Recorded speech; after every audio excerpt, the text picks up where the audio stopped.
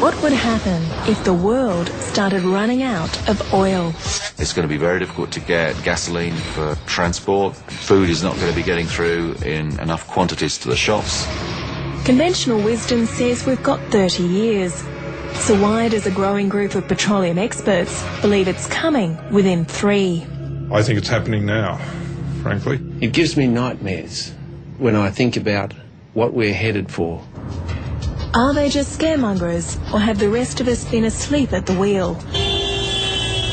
Are we about to hit the real oil crisis? Really, when the crisis dawns, I think people are going to be looking back in anger. How have we allowed ourselves to get into this mess? In just a century, we've allowed our lives to become entirely dependent on cheap oil. And it's not just that 90% of our transportation is fueled by oil. This shopping centre is literally full of petroleum products. Look, the fabric in these clothes, petroleum-based. These plastics, petroleum-based. It takes, on average, 6 barrels of oil just to bring 1 cow to market. Yet whoever stops to think oil is a finite resource. The lifeblood of our modern world is steadily pouring away. We just take it so much for granted. The cars drive around, the pumps are always full. I talk to people in financial institutions who are investing on the assumption that oil supplies are going to grow and grow into the 2030s. I hardly ever meet anyone who knows about this problem outside a relatively elite group of whistleblowers inside and around the oil industry. Dr. Jeremy Leggett is part of an international splinter group of petroleum geologists convinced a tipping point on oil is imminent. This former oil industry insider, now alternative energy advocate, has written a new book outlining the case. It makes startling reading.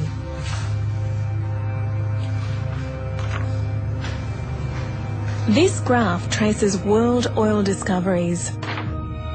Since 1965, the amount of oil discovered each year has inexorably plunged. Despite all our advances in technology. The last time we discovered a whole new province was the North Sea in the early 1970s.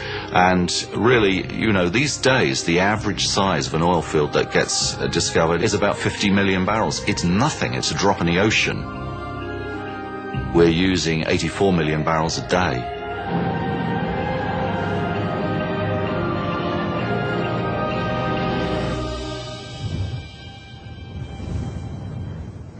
I've been talking to people who I know because of my past in these big oil companies, and they tell me there are no more big oil fields left to find. So if we've found nearly all the world's oil, how long before it runs out? Surprisingly, that's not so important. The real question is, when will we reach halfway? It's known as peak oil. So what exactly is peak oil, and why is it so serious? That's what we're heading out to the West Australian oil fields to find out. My guide is a geologist from deep within the oil industry. Eric Streitberg is Managing Director of Australian oil company Ark Energy. He's just decided to go public with his fears. The reason I feel strongly about this is that people don't understand the underlying causes of why petrol prices are going up and what the effect that could have on our lives. Eric is about to show me what happens when an oil field reaches peak oil. The oil field was discovered in 2001 and it's now on full production doing about 6,000 barrels of oil a day, which is about 10% of Western Australia's consumption. Wow, 10%. When oil is first pumped, it's under pressure and comes out easily. Production rises. But over time, oil pressure drops. Water is pumped in to maintain pressure. At the halfway point, it reaches peak oil. And then We're holding on peak production at the moment. but we'll be going into the inexorable decline of all oil fields very shortly. Really? And there's nothing you can do? No, you can slow the decline, but you can't stop it. To ram home the point, Eric takes me to an oil field which passed peak oil in 1992. So yeah, this is what we're getting out of this old oil well. It's 99% water and 1% oil. All oil fields follow the same pattern of rise, peak, then fall, even if they encompass an entire nation.